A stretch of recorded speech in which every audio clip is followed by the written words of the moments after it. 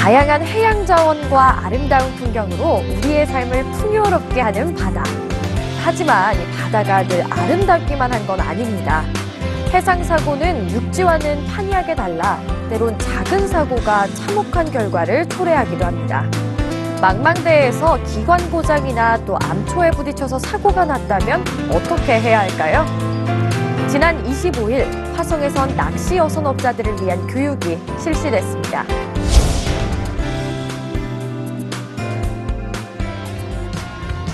곧 다가오는 봄이면 낚시에 대한 환상을 몸소 체험하고자 바다로 향하는 이들이 많아지는데요. 바다 한가운데서 고기를 잡아 회를 뜨고 매운탕을 끓여 먹을 생각에 들떠 여러 가지 위험 요소를 아는 채 바다로 향하는 이들. 뿐만 아니라 시민들의 건강과 입맛을 책임지기 위한 어부들도 매일 바다로 향하고 있는데요. 지난 25일 화성에서는 낚시 어선업자들을 위한 특별한 교육이 진행됐습니다. 낚시 어선업자들의 안전과 수산자원 보호를 위한 전문 교육인데요. 이번에 교육하는 낚시 어선업자 전문 교육은 건전한 낚시 문화를 조성하고 낚시 어선의 안전사고를 예방하기 위해서 이제는 교육이 만들어졌습니다. 해상 사고는 육지의 사고와는 전혀 다른데요. 약 50여 명이 참석한 오늘의 수업. 총 4시간으로 진행되는데요. 낚시 관련 정책이나 바뀐 법령, 낚시 어선업자가 꼭 알아야 할 법적 사항들에 대해 다시 한번 짚어보고 낚시 어선 사고 사례 등에 대해 함께 공부하며 안전을 기억하는 시간입니다. 이렇게 바뀐 법도 있고 바다에서 일은 혹시 모르는 거니까 필수적으로 받아야 되는 것 같아서 왔어요. 기본적으로 이제 낚시 어선업을 하면서 발생되는 안전사고를 예방하기 이게 가장 큰 의미가 있고요. 낚시 어선업을 통해서 발생되는 해양 오염을 예방해서 수산 자원을 보호하는 데 기여하는 큰 의미가 있겠습니다. 현재까지 발생하고 있는 어선 해양 사고 통계, 그리고 낚시 어선 사고 사례, 그리고 대형 요령 예방법, 안전을 위한 조치사항 순으로 말씀드리도록 하겠습니다. 불법 어선과 어획량 저하 등 다양한 이유들로 어업이 점점 힘들어지고 있는 최근인데요.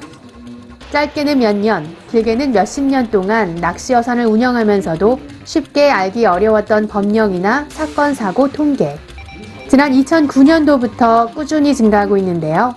그 중에서도 충돌이나 기관 등 설비 사고, 침몰 사고, 안전 저해 사고 등 사람들의 실수로 인한 인적 과실이 사고의 주요 원인으로 꼽히고 있습니다. 언젠가 자신에게도 일어날 수 있는 일들인 만큼 참가자들은 진지한 표정으로 듣고 있는데요. 사고를 막기 위해선 무엇보다 위험한 요소들을 미리 제거하고 안전규칙을 잘 지키는 자세입니다. 3년 정도 됐습니다.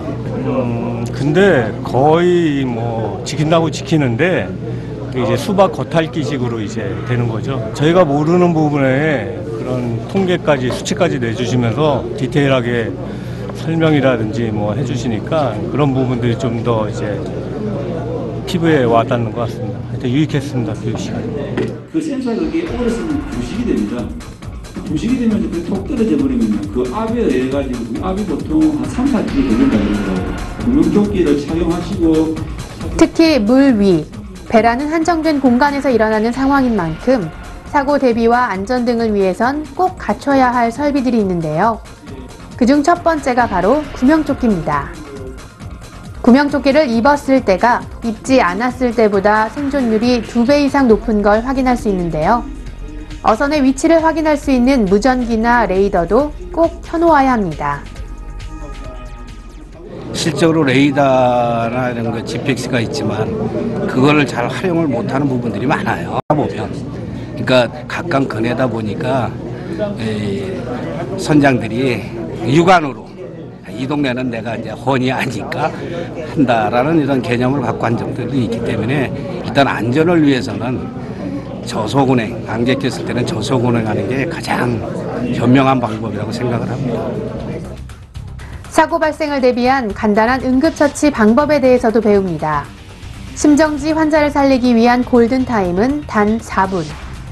병원을 바로 갈 수 없는 위급 상황에선 배에서 심폐소생술이 바로 실시되어야 하는데요. 주변 사람들은 물론 나를 위해서도 꼭 익혀두어야 할 필수 훈련입니다.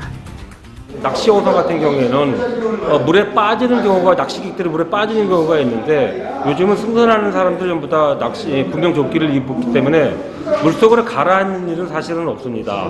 단지 이제 요즘 같은 계절에는 저체온증의 문제가 발생될 수가 있는 거죠. 그러할 경우에는 2차 사고가 더 있어가지고 오히려 더 안 좋은 경우가 생길 수가 있기 때문에 응급처치를 배움으로 인해 가지고서 그런 사람들은 오히려 고통을 경감시킬 수 있는 중요한 역할을 했기 때문에 중요한 겁니다. 응급처치라는 것이요. 직접 실습도 해봅니다. 그 정도의 깊이를 누른다고 생각을 하시고 내가 속도가 요건 늦구나라고 그것만 감지하시면 됩니다. 심폐소생술은 심장이 멎어 있는 경우 인공적으로 심장을 압박해 심장이 혈액을 순환시킬 수 있도록 해주는 것인데요. 먼저 의식이 있는지부터 확인하고 의식이 없다면 가슴 압박 30회와 인공호흡 2회를 번갈아가며 진행하게 됩니다. 가슴이 크게 들썩일 정도로 깊게 압박해야 하는데요. 보기보다 쉽지 않습니다. 강사들이 옆에서 직접 해주시니까 그 속도 조절이 많이 되네요. 저 앞에 그런 사고가 닥쳤다고 하면은 뭐 무난히 해나갈 수 있는 그런 여건이 될 것 같아요. 글쎄요, 이제 낚시어선을 하다 보면 언제 어떻게 일어날지 모르는 상황이잖아요. 위급 상황이 일어나면 배운 대로 아마 할 것 같아요.